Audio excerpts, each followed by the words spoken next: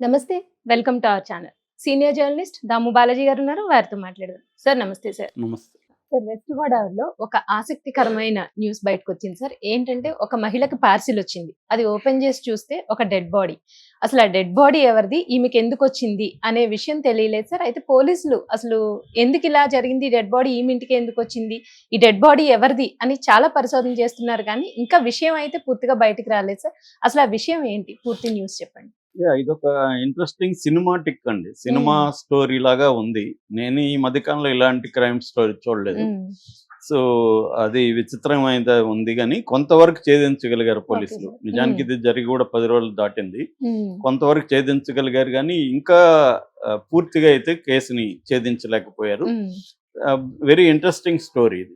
ఇది ఏం జరిగిందంటే ఒక వారం 10 రోజులకు ముందు వెస్ట్ గోదావరిలో ఉండి మండలంలో ఎండగండి అనే ఒక విలేజ్లో రేవతి అనే ఒక ఆమె ఉంది.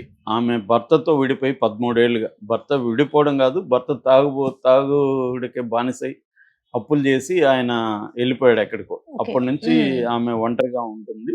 ఆమె పేరు తులసి.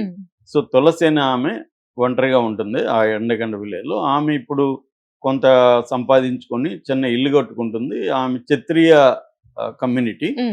క్షత్రియ ఫౌండేషన్ అని అక్కడ ఒక ఫౌండేషన్ ఉంటుంది వెస్ట్ లో. ఆ ఫౌండేషన్ వాళ్ళకి మేము అర్జీ పెట్టుకుంది, ఇట్లా నేను ఇల్లు కట్టుకుని నాకు హెల్ప్ చేయండి అని. క్షత్రియ ఫౌండేషన్ వాళ్ళు పేద క్షత్రియ కుటుంబాలకి హెల్ప్ చేస్తుంది. అలాగా ఈమెకి ఆల్రెడీ ఆ ఇంటికి సంబంధించిన కొంత సామాన్లు, పెయింట్ డబ్బాలు అలాంటి పార్సల్లో పంపిస్తున్నారు. ముందుగా పార్సల్ రాకముందే వాళ్ళు మెసేజ్ కూడా వాట్సాప్ లో పెడతారు, ఇట్లా పెయింట్ డబ్బాలు ఒక 10 పంపిస్తున్నాము, రిసీవ్ చేసుకున్నాను. అలాగా ఈమెకు ఒక మెసేజ్ వచ్చింది. అదేంటంటే మోటార్ అది పంపిస్తున్నాం పార్సల్, మీకు వస్తుంది అని. సో కరెక్ట్ గా ఈమె పార్సల్ వెళ్ళింది. వెళ్ళినప్పుడు ఈమెమనుకునింది, ఆ మోటార్ అవన్నీ పంపించారేమో అనుకొని ఆ పార్సల్ ని విప్పితే అందులో ఒక డెడ్ బాడీ, అది కూడా కుళ్ళిపోయిన అవస్థలో ఉంది. దాంతో ఆమె ఒక్కసారిగా షాక్ అయిపోయి పక్కింటి వాళ్ళకి చెప్పింది. సో వాళ్ళు వచ్చి చూసారు, ఇదేం విడ్డూరం, డెడ్ బాడీ రావడం ఏంటి పార్సల్లో, ఇది నేనెప్పుడే ఏం లేదు నా లైఫ్. సో పార్సల్లో డెడ్ బాడీ రావడం ఏంటి, సంబంధం లేదు, ఆ డెడ్ బాడీ ఎవరిదో తెలియదు, సంబంధం లేదు.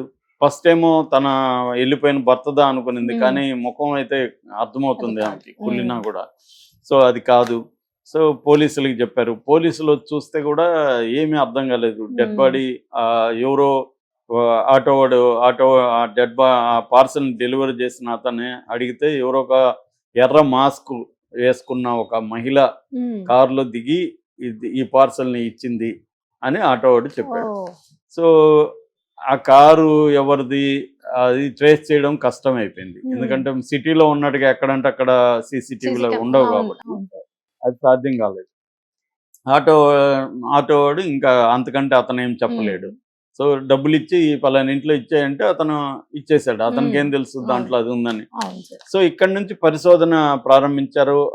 అతని ఫోటో తీసి ముందు అతను చనిపోయినోడు ఎవడో తెలిస్తే మిగతా విషయాలు తెలుస్తాయి కదా అని చెప్పి ఫోటో తీసి మొత్తం ప్రచురించారు. అన్ని పోలీస్ స్టేషన్కి ఇన్ఫార్మ్ చేశారు. వాళ్ళ రెగ్యులర్ ఇన్వెస్టిగేటివ్ మెథడ్ లో స్టార్ట్ చేశారు. చివరికి ఫైనల్ గా వాళ్ళకి తెలిసింది ఏంటంటే కాళ్ళ గ్రామం అని ఉంది. ఆ గ్రామంలో బర్రె పర్లయ్య అనే ఒక కూలీ పని చేసుకునే వ్యక్తి. ఆయన ఒకప్పుడు డ్రైవర్ గా పనిచేశాడు. తర్వాత భార్యతో 2-3 ఏళ్లుగా భార్యతో విభేదాలు వచ్చి ఒంటరిగా ఉంటున్నాడు.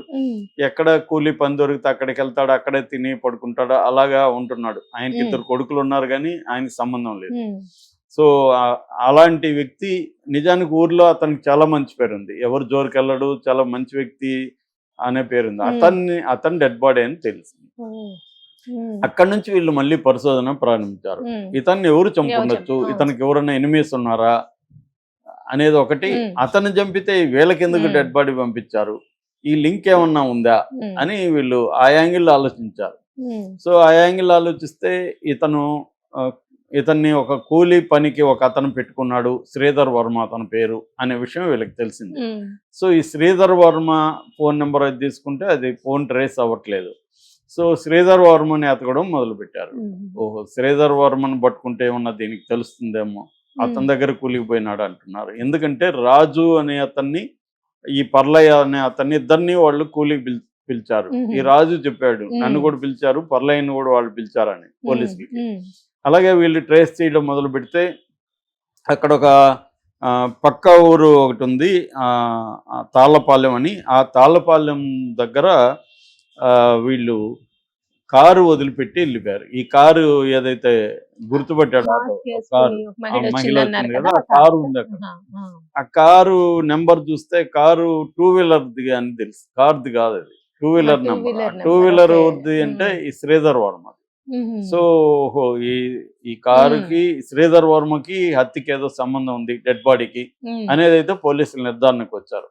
అక్కడి నుంచి వీళ్ళు వెతుకుతున్నారు ఆ దీన్ని. శ్రీధర్ వర్మ. ఇతను ఆ శ్రీధర్ వర్మ ఆ వెహికల్కి ఇచ్చిన అడ్రస్ లో లేడు. మ్మ్. సో వెతికితే వీళ్ళకి అక్కడ ఎవరో కొత్తగా ఇక్కడ అద్దెకు దిగారు అనేది తెలిసింది. ఈ తాళ్ళపాలెం మ్మ్. అద్దెకు ముగ్గురు, ఒక భార్య భర్త చిన్న పాప అద్దెకు దిగారు అనేది విషయం తెలిసి కొత్తగా. సో కారు కూడా ఆ ఏరియాలో వదులున్నారు కాబట్టి వీళ్ళు వెళ్ళి ఆ ఇంటికి ట్రై చేస్తే శ్రీధర్ వర్మ దొరికాడు. సో శ్రీధర్ వర్మ పట్టుకుని పోయి విచారిస్తుంటే వీళ్ళకి దిక్కుదోచట్లేదు ఇప్పటికీ పోలీసులు, అతను ఏమి చెప్పట్లేదు. కానీ విషయాలు ఏం తెలుసాయంటే శ్రీధర్ వర్మ అనే వ్యక్తి ఏం చేస్తాడో ఎవరికి తెలియదు. మ్మ్. ఆయనకి 3 పేర్లు 3 భార్యలు ఉన్నారు. మూడు పేర్లు ఏంటంటే శ్రీధర్ వర్మ, సుధీర్ వర్మ, సిద్ధార్థ వర్మ మ్మ్. అని 3 పేర్లు పెట్టుకున్నాడు. Varma common sir. వర్మ అతను అంటే క్షత్రియ కమ్యూనిటీ ఉన్నట్టు ఉన్నాడు. సో అతనికి పెద్ద భార్య పేరు మనకి ఎవరు రాయలేదు, చెప్పలేదు. రెండో భార్య రేవతి, మూడో భార్య సుష్మ. ఈ రెండో భార్య రేవతి వాళ్ళ అక్కే తులసి. ఆ, ఈ తులసి. శవం ఆ. వచ్చింది రెండో భార్య అక్క ఇంటికే శవాన్ని పంపించాడు ఇతను. మ్మ్. సో ఈ రెండో భార్య రేవతికి వాళ్ళ అక్క తులసి, ఎవరింటికైతే శవం వెళ్ళిందో తులసి, ఆమెకు మధ్య ఆస్తి గొడవలు ఉన్నాయి. సో ఈ ఆస్తి గొడవల వల్ల వీడు ఏం ప్లాన్ చేశాడంటే ఇతను 3 భార్యలను కూడా ఒకరికొకరు తెలియకుండా మెయింటైన్ చేస్తాడు. మ్మ్. ఎవరికి తెలియదు.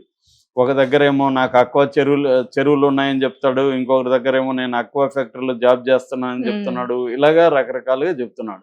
మళ్ళీ అతను బ్యాంక్ అకౌంట్లో 2 కోట్లు ఉన్నాయి. అవి ఎక్కడి నుంచి వచ్చాయో కూడా ఇప్పటివరకు పోలీసులు కనిపెట్టలేకపోయారు. మ్మ్. అతను ఏమన్నా స్మగ్లింగ్ లాంటివి గాంజా వ్యాపారం ఏమన్నా చేస్తున్నాడా అనే యాంగిల్లో పోలీసులు ఇంకా విచారిస్తున్నారు. అతనేమి చెప్పట్లేదు అంటారు.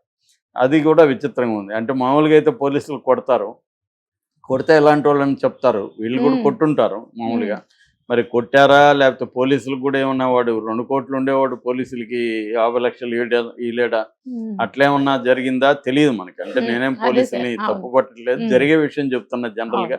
దీంట్లో పోలీసులు ఎలా వ్యవహరిస్తున్నారో నాకు తెలియదు కాబట్టి లంచం ఇచ్చాడని నేను చెప్పట్లేదు. పాజిబిలిటీస్ జనరల్ గా అలాగా ఎందుకు చెప్పలేదు అనే దగ్గర నాకు డౌట్ వస్తుంది. మామూలుగా అయితే వాళ్ళు తీవ్రంగా కొడతారు, కొట్టినా కూడా చెప్పని వాళ్ళు ఉండొచ్చు, కొరడుగట్టిన అరెస్టులు. కానీ మరి కొట్టారా నిజంగా వీళ్ళు, లేకపోతే అతని పలుబడి అవన్నీ చూసి లేకపోతే డబ్బు చూసి కొట్టలేదా తెలియదు. మొత్తానికి అతని నుంచి ఇంకా సమాచారం లేదు. ఇప్పటి వరకు తెలిసింది ఏంటంటే ఈ అతనికి డబ్బులు కావాలి, రేవతికి ఇవ్వలేదు వాళ్ళ అక్క, అందుకని శవాన్ని ఒకదాన్ని పంపించి ఆ శవాన్ని నువ్వే హత్య చేసావు అని ఆమెను బ్లాక్మెయిల్ చేసి డబ్బు లాగాలనేది ఇతని ప్లాన్. అందుకోసం మరి హత్య చేయాలన్నా శవం దొరకదా అంటే శవానికి ట్రై చేశారంట. ఎవరు? ఈ రేష్మ అనే 3వ భార్య ఈయన కలిసి శవాన్ని ట్రై చేశారు.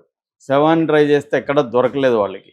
దాంతో వీళ్ళు ఏం చేశారు, ఎవరినో ఒకరిని చంపేద్దామని డిసైడ్ అయ్యారు. ఎవరిని చంపాలి అనుకుంటే వీళ్ళకున్న ఐడియా ఏంటంటే ఎవడో అంటే చిన్న స్థాయి కూలీ స్థాయి వాళ్ళని చంపేస్తే వాళ్ళు పెద్దగా పర్సూ చేయలేరు కాబట్టి వాళ్ళని, అందులో ఇద్దరిని ఐడెంటిఫై చేశారు, రాజు, ఈ పర్లయ్య.